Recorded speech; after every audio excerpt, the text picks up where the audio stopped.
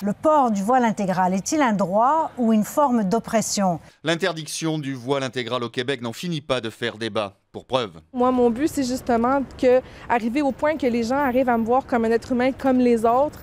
Selon elle, la loi violerait sa liberté de religion et celle de choisir ses vêtements. Je pense qu'une féministe doit être pour le libre choix pour chaque femme.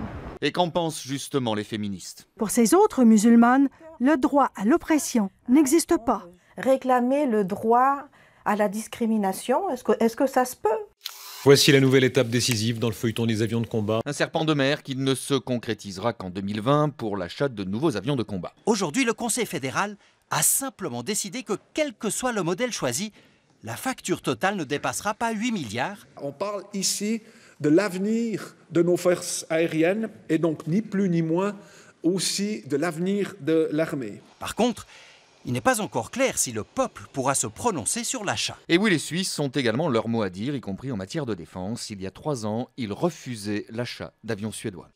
Dans le centre historique de Toulouse, la cour de cette école catholique fera un emplacement de choix pour un hôtel de luxe. Et les parents d'élèves ne décolèrent pas. On nous a expliqué qu'il allait y avoir un hôtel avec 99 chambres et un restaurant en toit terrasse qui allait remplacer les 2 tiers de la cour de l'école des enfants. Quand les troncs de l'église sont vides, il faut bien trouver l'argent quelque part. La seule solution qui a été trouvée pour assurer cette pérennisation de l'école, c'est de la mise en place d'une promotion immobilière.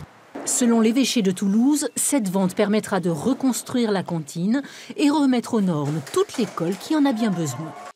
Le Belge boit environ 68 litres de bière par an. Et ce geste simple à faire avec modération coûte de plus en plus cher. Depuis 2010, le prix de la bière a en moyenne augmenté de 23,5%. Et pourquoi donc, monsieur le brasseur? Le prix des houblons a augmenté l'année passée de 30 à 40%. L'énergie augmente, les matières premières augmentent. Du coup, le Belge boit moins de bière. En 2016, la consommation annuelle par personne n'était plus que de 68 litres, une diminution de 8,9% en 6 ans.